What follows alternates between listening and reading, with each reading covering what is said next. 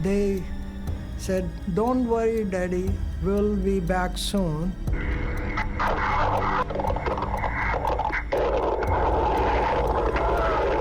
I still have a hard time believing it happened. India 1827. The airman radar. Negative, sorry, disappeared. There has been a terrible air crash off the coast of Ireland. It was a truly shocking experience. Privately, they seem to have already made up their minds that it was a bomb. Around 5 o'clock, both of them came to my home, and June 23rd, 1985, Canada's largest and most savage mass murder case. This was Canada's 9/11. All those hopes and dreams just gone. But why?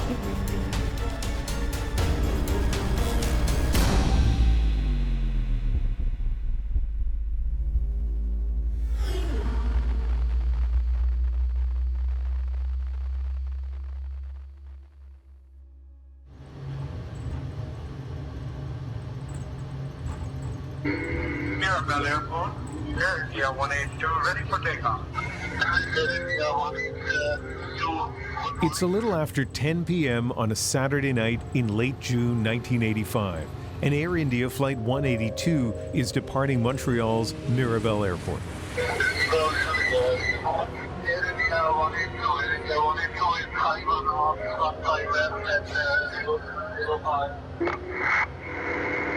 Air India 182 is Taiwan off, 1507. The flight is scheduled to touch down in London in a little more than 6 hours before going on to Delhi and Mumbai. While flying over the Atlantic Ocean and approaching Ireland, the flight disappears off the radar. India 1827. Calls from air traffic control go unanswered. India 1827. India 1827. Air traffic control reaches out to a pilot of another flight in the area. We're looking for Air India. It should be just ahead of board flight level 310. No, we've been looking, and I've been calling on guard, and he hasn't answered that we don't see him.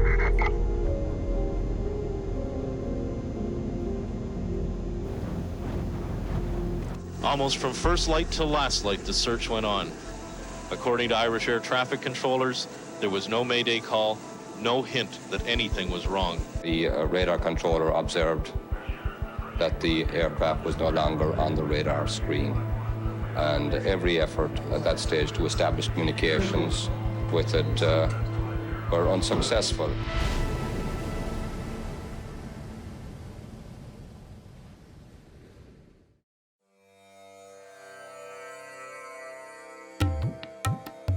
In June 1985, Ramji Khandelwal and his family were living in Saskatoon and preparing for what was supposed to be a big family celebration with relatives back in India. My brother, in 1985, was going to get married on June 27th. My two daughters were very close to my brother, and they wanted to attend his wedding. So my wife had already gone to India 2 weeks before the wedding time so she can participate in preparation for the wedding. Deepak was originally planned to go on the same flight about 10 days before we canceled his flight. Manju means a happy girl. Right from the beginning, you could see a big smile on her face. The two daughters, very two different way of living, very two different mind. One very outgoing, Chandra. One very self-sufficient, that was Manju. Manju was the youngest, a 19-year-old medical student at the time. Her older sister, Chandra, 21, was a pharmacy student. On June 22nd, Ramji took them to the Saskatoon airport. From there, they were scheduled to fly to Toronto, then Montreal, and eventually Delhi. This was an early morning flight, and I dropped them at the airport. We hugged them. I told them that enjoy the wedding and have a nice flight, and we'll see you when you come back. They said, don't worry, Daddy, we'll be back soon. You'll not be all alone for too long.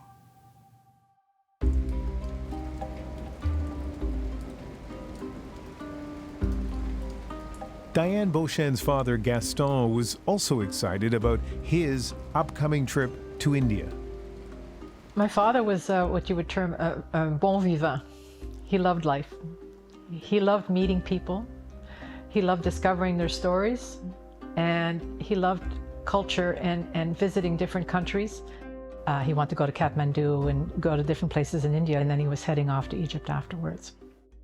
At the time, my brother was the one who brought my father to the airport, but we didn't know what flight he was on, what airline he was taking. So, because usually he would take Air Canada, and his travel agent called him and said, look, there's all these seats that I just came open on Air India, you know, and you'll get there sooner. So he took that. Around 4 o'clock in the morning, I got a phone call from the friend. She phoned me and she said, have you heard anything about Chandra and Manju? And I said, no. Is there anything I should know about? And she said, I will phone you back, and she put down the phone. She realized that I don't know anything. At that particular time, I knew that there was something wrong.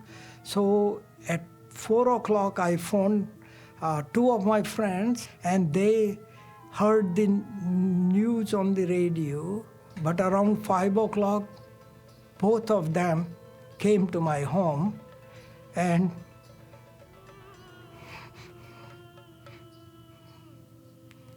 they hugged me and didn't say a word. The next morning, the phone rings. It was early in the morning, and it was my uncle. And then he said, do you know where your father is? And I said, no, he should be in London, or he should be on his way to India right now. And then he says, did you hear the news? And I said, about what? He says, about the Air India. And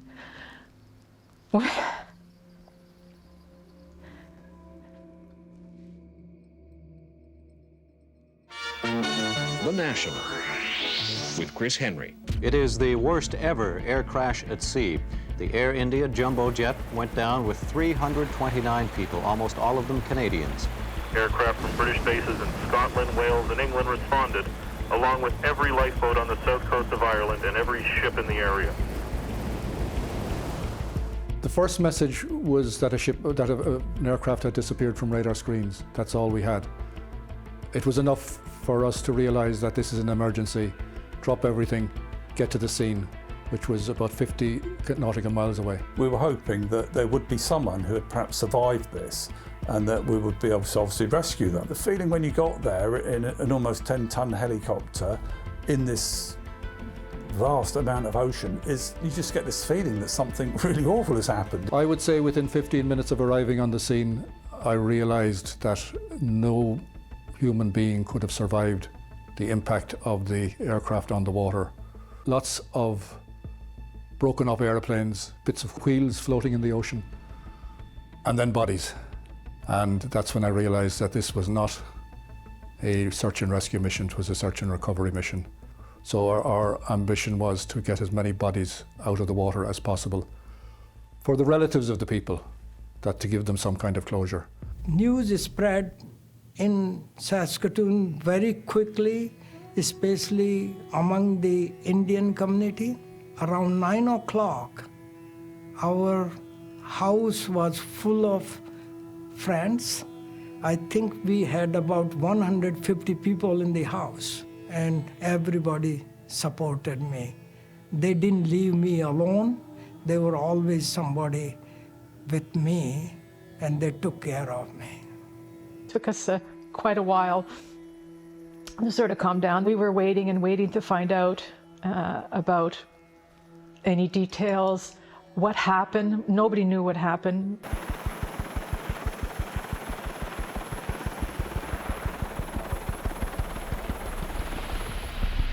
I was a porter in the Cork University Hospital. I was on duty, and we had heard that this disaster had happened, and we had the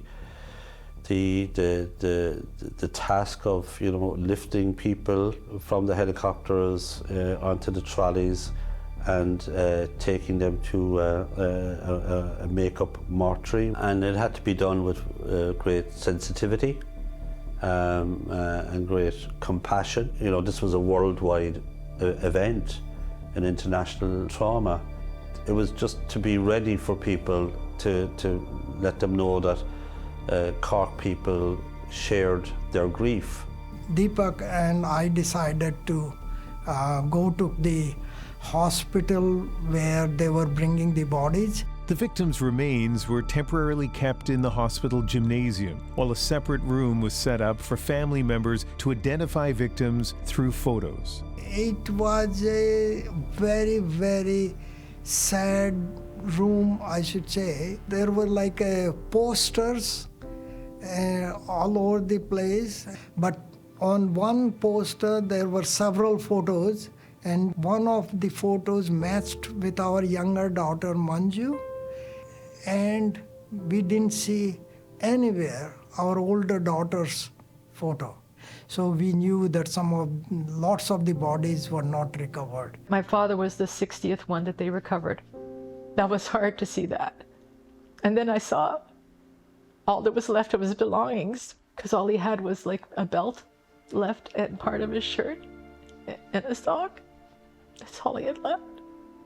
Deepak and I, we were both in a shock. We were not even talking. We were just looking. We were stunned. It was just all surreal, you know, because he was so happy leaving, as so many, because that flight was filled with kids going off to see their families. It was the summer holidays, and all those hopes and dreams just gone. But why? It was such a senseless thing. It was. And to this day, I don't understand why.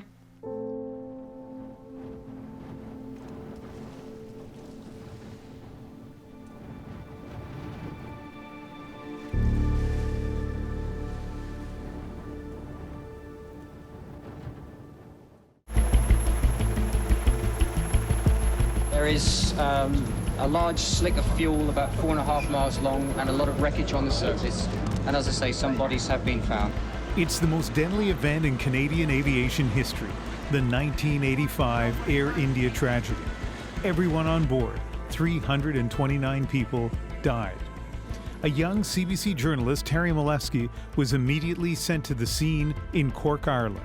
There is still no concrete proof that there was an explosion aboard Flight 182, but there is a lot of evidence and nothing at all pointing towards any other explanation. That is why rescue officials here in Cork are refusing to commit themselves publicly, while privately they seem to have already made up their minds that it was a bomb. When you think back on it, it's the only thing that could possibly have explained the complete explosion of the aircraft and the scatter pattern, if I can put it that way, of the victims all over the ocean.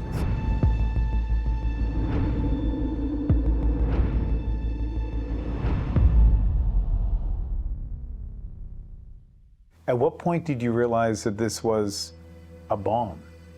We knew that day. We knew that day. Our front page story the next day showed that this was likely a bomb, and we had identified these mysterious people that had been visiting Vancouver who authorities were connecting to this. How were you able to connect those dots so quickly? I think there was so much information coming out of the broader South Asian community, the Sikh community, People have been complaining to the police about militants harassing them and threatening them. The warning signs were there, and the warning signs were missed. Just about an hour before the crash off Ireland, a bomb exploded in a piece of luggage taken from a CP Air flight from Vancouver that had landed at Narita only 30 minutes earlier. 2 baggage handlers were killed and 4 others injured. The Narita bomb, as you know, went off. It's hard to tell whether that was when it was supposed to go off, but it seems to have been jostled in the baggage handling hall as it was being transferred to the second targeted Air India flight at Tokyo. And then about 54 minutes later, the Air India Flight 182 bomb exploded off the coast of Ireland. 2 flights from Canada, 2 suitcases, 2 bombs. In the midst of all of this, somebody was able to check luggage and then just walk away. You know, show up and put your bags in and then not show up for the flight, right? I mean, now we've all been on planes where they've had to remove a bag because a passenger didn't appear. Yeah, it is shocking when you think how lax it was at the time, although Air India had a lot of threats. June 24th, 1985. I attended a briefing with an assembly of between 50 and 100 investigators. There were investigators there from municipal detachments. There were investigators there from federal units, drug sections, commercial crime units. And we were all brought together for a preliminary briefing on what was to become the Air India Task Force. It was pretty shocking, considering the number of people that had been murdered, but also the logistics, the actual complexity and scope of the investigation that was that we were about to embark on. Investigators were quick to turn their attention to members of the Sikh community in Vancouver, which had been stirring unrest in a series of violent protests. Among the leaders, Talwinder Singh Parmar. He was the one figure, the one charismatic leadership figure who had the energy and the will to organize a rather complicated scheme when you think about it. No, one bomb is not enough. It's not enough to blow up one Air India plane. He planned to build 2 bombs to take out 2 planes simultaneously on opposite sides of the globe. Parmar was a Canadian citizen, but originally from India and a crusader for Khalistan, an independent Sikh nation. His thirst for revenge became insatiable after the Indian government conducted a violent raid at a Sikh holy site known as the Golden Temple. This was their holy of holies. This was war, and they weren't going to put up with it. Sikh protests broke out around the globe, and Vancouver was a hotspot, with Parmar at the center of it all. Parmar was a psychopathic revenge nut, and he imagined that this spectacular terrorist atrocity would bring the Indian government to its knees. Mad idea, but that was Parmar. He was mad. Did you order the bombings of the 2 airplanes? Such a thought never entered my dreams. Parmar. November 1985, 5 months after the Air India bombing, police raid the homes of Parmar and his colleague Inderjit Singh Rayat. It turns out both men and a few of their associates had been under surveillance by CSIS, the Canadian Security Intelligence Service that was founded the year before. Both men faced multiple charges. The case against Parmar would eventually be dropped and he would flee the country. But for Rayat, the bomb in the Narita airport left some incriminating evidence behind. We've got word that they were able to determine that the explosive device was contained in a Sanyo tuner. Our task was to try and find that tuner. And probably close to 20 investigators who were all over the province to account for all those tuners. Some of those tuners were in inventory. Some of those tuners had been sold. And 1 week after we started that, we commenced that search. The Sanyo tuner in Duncan, BC was associated to Inderjit Singh Rayat. Rayat, they knew, had bought the tuner in which the bomb was housed. He put it on his credit card. All the components that the Japanese police, the debris, the shrapnel that they dug out of the walls of the baggage hall at Narita Airport in Japan, all of that matched materials that were found, oh look, in Rayat's workshop, right down to the green tape that was used to wrap up the bomb and the 12-volt ever-ready battery of a particular make. In 1991, Rayat was convicted of 2 charges of manslaughter and 4 explosives charges in relation to the explosion at the Narita airport. He was sentenced to 10 years in prison. But from there, the case of Flight 182 moved slowly.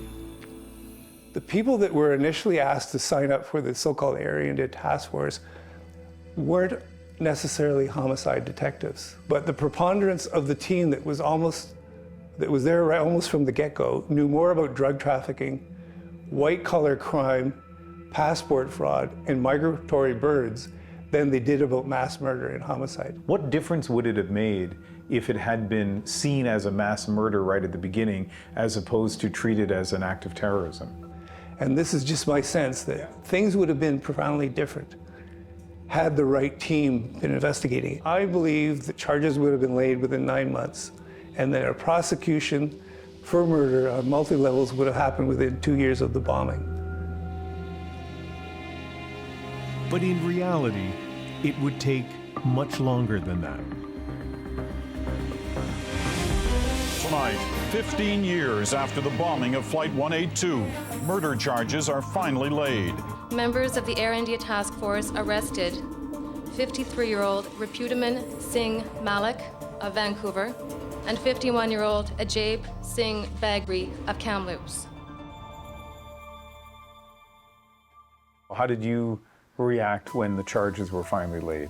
It was amazing news, and family members were thrilled, and it was 15 years after the plane had gone down and the bombing in Japan. People were very hopeful. Ajay Singh Bagri was a vocal and inflammatory agitator, publicly promising the deaths of Hindus. Malik and Bagri are like chalk and cheese in some ways, because Bagri is a sort of manual laborer who's been, driving a forklift truck at the sawmill for his career, whereas Malik is the big man, the richest Sikh in Canada. But at least one other alleged conspirator wouldn't stand trial, the charismatic leader Talwinder Singh Parmar. A prime suspect in the Air India bombing of 1985 has been killed. He had fled Canada years earlier and was shot to death back in India. Both of the accused, Repudaman Malik and Ajay Bagri, blamed their former associate Talwinder Parmar. The whole defense was, Talwinder did it, but he's dead now, right? But the prosecution appeared to have its own advantage. Just weeks prior to the trial, Inderjit Singh Rayat pleads guilty to manslaughter and aiding in the construction of a bomb. He's sentenced to 5 more years in prison. So once Rayat pleaded guilty, we all assumed, because he was only getting convicted of manslaughter, even though he built the bombs, that he would testify against the others. So I think people thought, oh, it's going to be a slam dunk.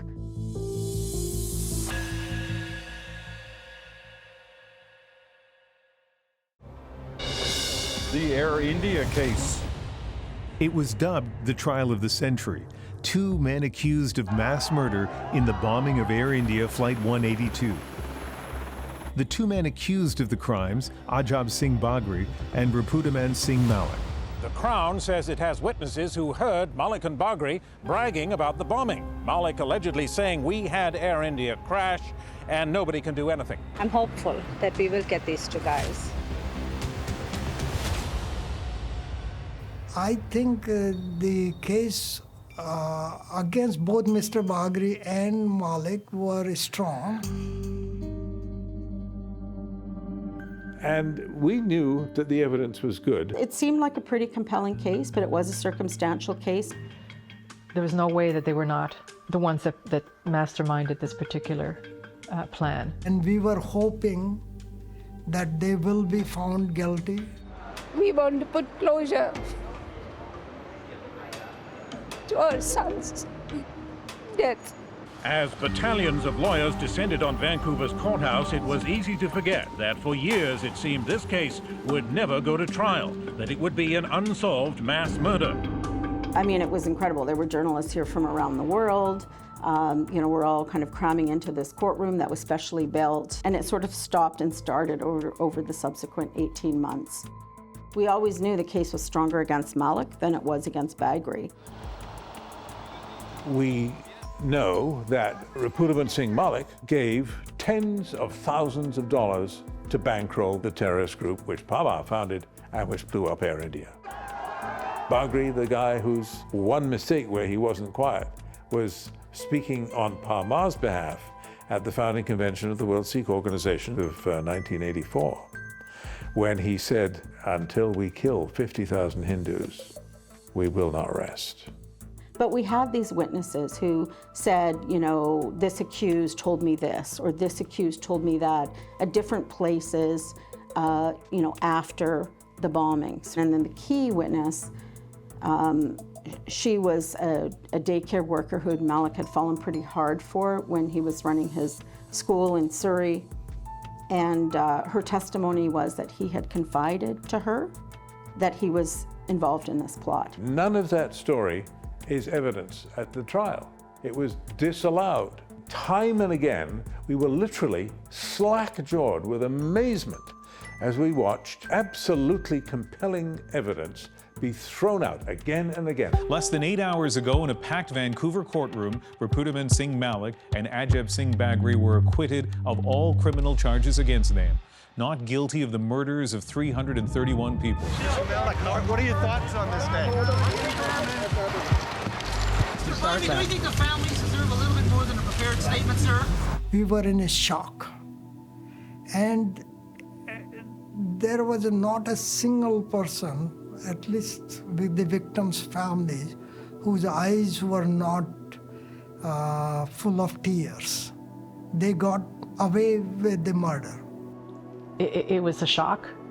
It made you very angry, and it was very disappointing. I think we lost all hope in any kind of justice. So people were pretty stunned. Family members were, you could just hear them sobbing in the courtroom. It was a huge disappointment for people because this was the biggest terrorism prosecution in Canadian history, the biggest mass murder in Canadian history, and this is the outcome.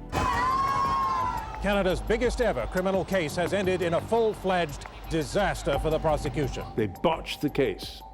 There's no way to be polite about it. It was the failure to deliver a due measure of justice, some measure of justice, to the bereaved, to the families. They deserved much better, and this should not have happened. The government needs to be held accountable for this betrayal that they have served all of us. There were calls right away for a judicial inquiry from the families. I believe it's essential that there be a public inquiry into the facts of the investigation and the ultimate failing of the prosecution. That inquiry would get underway in June 2006. Please, don't let us down like everyone else. And last 4 years. The first portion of the inquiry essentially dealt with the families and who were the victims, who were the 329. She did all this along with her sister Manju. Actually, we were so proud of her, and since she was the oldest in our family,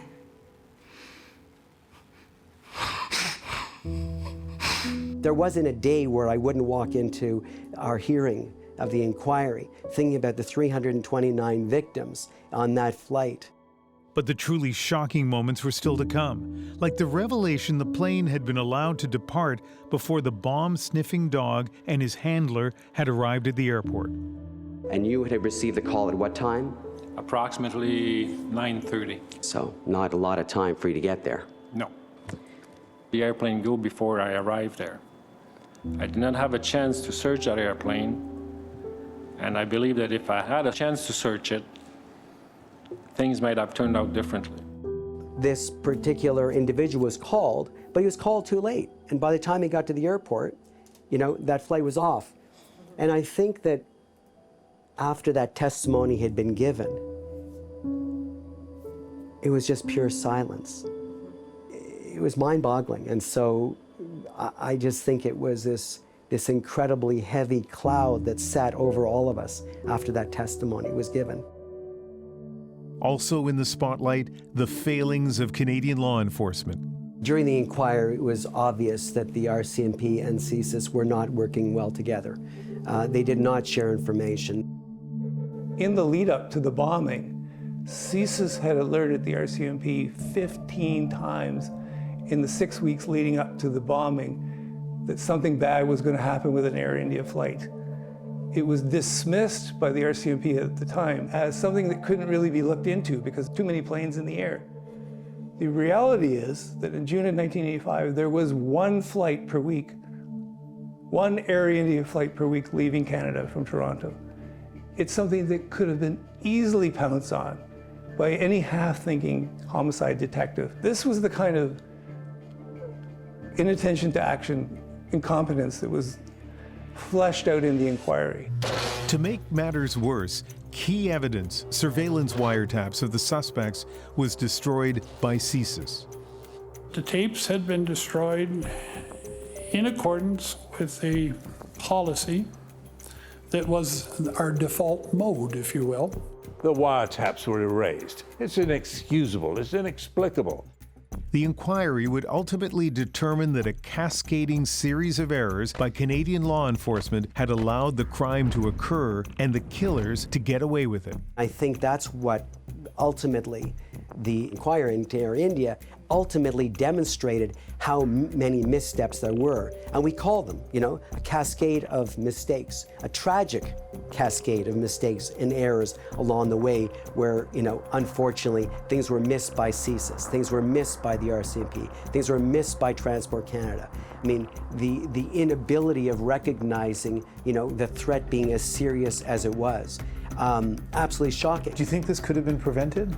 Oh yeah, I think it could have been prevented without a doubt. No one predicted something of this magnitude would happen.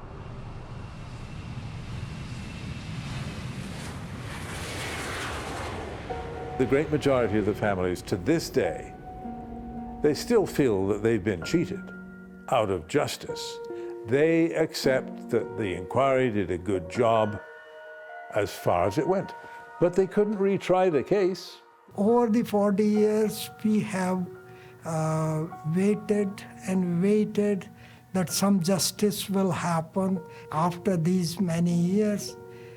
I personally do not hope that any additional justice will come about after these years.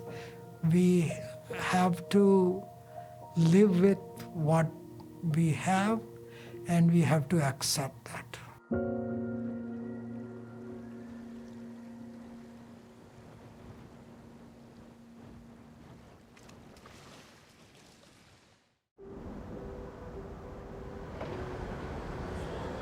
Hamilton's McMaster University, hosting a gathering to commemorate a grim anniversary.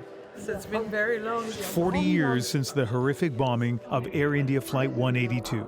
Therefore, I'm thrilled to be able to share with you the Air India Flight 182 archive, which will preserve the memories of those who perished. 1985, right? Cabbage Patch. For the past decade, Chandrama Chakraborty has been building an archive of the tragedy. It is a gathering of memories and histories that families have preserved this long. And it's an obligation to make sure that those records are preserved for perpetuity. And these are the co-pilots, and those are their badges.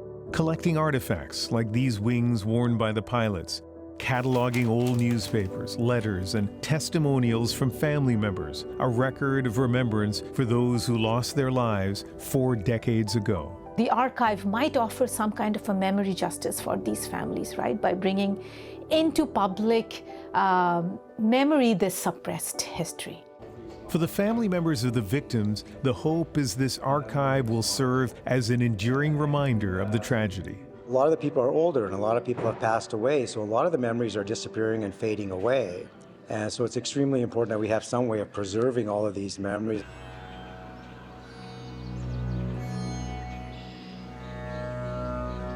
Deepak makes regular visits to this memorial to the Air India victims in Toronto, preserving his memories of his big sisters, Chandra and Manju.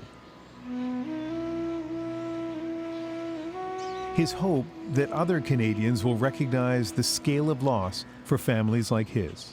It's very, very disappointing and hurtful that no one knows about this and they still think of this as a foreign tragedy, but this is really a Canadian tragedy. My sisters were on that flight. They were both Canadian citizens. There were 268 Canadians on that flight. While the families endeavor to keep their loved ones' memories alive, shocking developments continue, including the sudden death of a principal figure. What started out as a regular workday for Sikh businessman Rapudaman Singh Malik has ended with an investigation into his murder. Malik's red Tesla blasted with gunshots outside his office. Rapudaman Singh Malik, one of the 2 men charged but acquitted of mass murder and conspiracy in the Air India bombing, is gunned down in his car by hired hitmen in July 2022. I never expected him to be killed like that. It was really shocking. I always believed in that he was guilty, but there was no joy to be enjoyed that he was killed by shooting. I'm kind of ashamed to say that I was like, good. He got what he deserved, which is a horrible thing to say.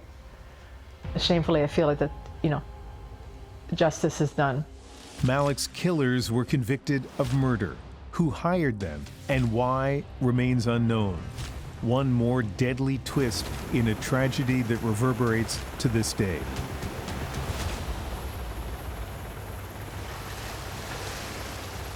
For you, what is the legacy of this case? Some days I still have a hard time believing it happened. Really? I know, just on some level, that something this big could happen in Canada. It was a crime that rocked this country, that it still remains the worst mass murder and worst act of terrorism this country's ever seen. And I believe that the people that were charged are the people that were involved, but I also think there's another 6 or 7. This wasn't a case of a community did it, right? A few guys did this, right? And there's a slightly broader group that's protected them for 40 years now. Well, why do they kill Canadians? I don't think they ever connected to who was on the plane. I don't think they gave a damn. They were not respecters of human life. They were nutcases. They were fanatics. Canada's largest and most savage mass murder case. This was Canada's 9/11. I think in our own Canadian psyche that has not adequately internalized the tragedy of that bombing. This was a homegrown terrorist act. Canada lost its innocence. We thought of ourselves as a nice country, and we kept thinking of ourselves as a very nice country after the bombing, because we didn't really pay attention, because we didn't really think of them as Canadians, to be blunt about it. They're Indian Canadians. They're hyphenated Canadians. They're somehow not us. It didn't really happen to us. It happened far away. It's not clear to me that on the 23rd of June every year, that people pause, to think of what happened.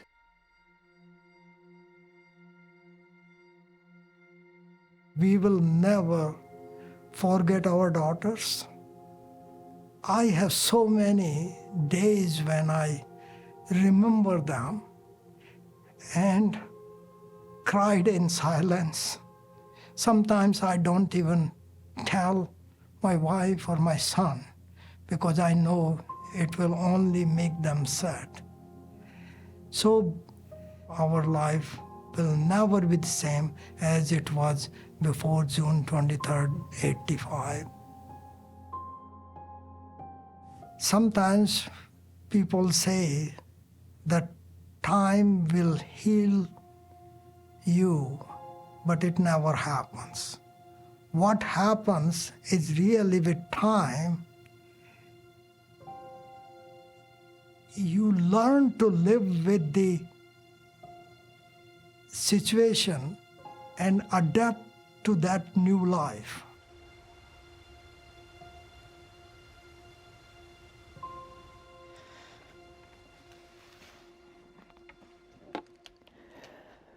I was contacted recently by the RCMP.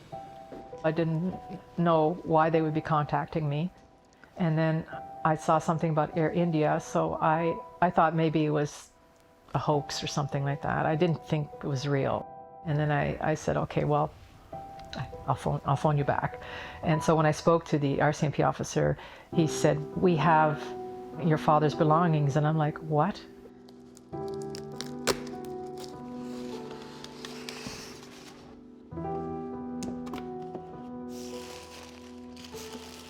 He had said that during the initial investigation, all the personal belongings of all the victims, they were sent over to India. And then after they finished the inquiry, they were shipped back to Canada. So they've been sitting in Canada at the RCMP office for all these years. I said to the officer, I said, you know, I want to have his belongings here.